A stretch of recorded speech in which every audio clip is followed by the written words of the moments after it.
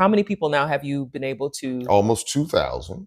Almost And 2,000. we have been to every region except the central part of Africa. So North Africa with Egypt, South Africa with South Africa, and Zambia and Zimbabwe, Morocco, and then over in the east with Kenya, Tanzania, Seychelles. We're bringing in Ethiopia next year. And then, of course, the West.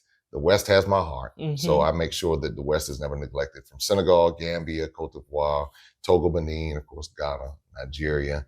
And I'm a dual citizen in Sierra Leone. We haven't done a tour to Sierra Leone yet, but I'm a dual citizen there because my ancestry linked back to Sierra Leone. My African ancestry linked back to Sierra Leone. So I'm a proud Sierra Leonean as well of the Timone tribe. That's good. I should say Timone people, because tribe actually is a dated term. And it a lot of the terms that we use have been given to us by the colonizer, like sub-Saharan Africa. Right. A tribe is an actual term, but it's dated. So now when you hear tribe, you think of primitive people. Yeah, that it kind has of that thing. connotation to it, yeah. So even with the language, I had to learn how not to say certain things. Like I don't say the castle, I say the dungeon, because a castle is designed, the connotation is positive. When in actuality, it's a crime scene. So it's a dungeon. It is a chamber. It is a chamber that is designed for torture.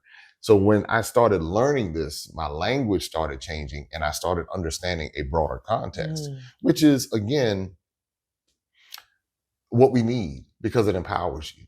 There's certain aspects of American history for the Black American or the African American or the Negro American or the colored American. Whatever term you grew up with or use, there were certain aspects of that I had no interest in until I came here, because I've gotten flack from other so-called Black Americans for coming here. It's like, and why do you think that is? Because I know I've heard terms of some people in the U.S., African Americans, who've used the FBA, the Foundational Black Americans, and then the other one, the ADOS group.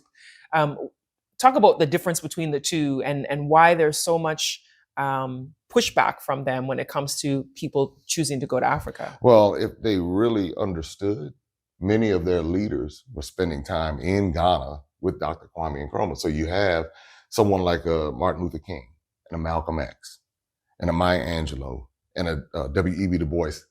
Many of those people are the ones that they hold in high regard. And they're saying, hey, you shouldn't go over there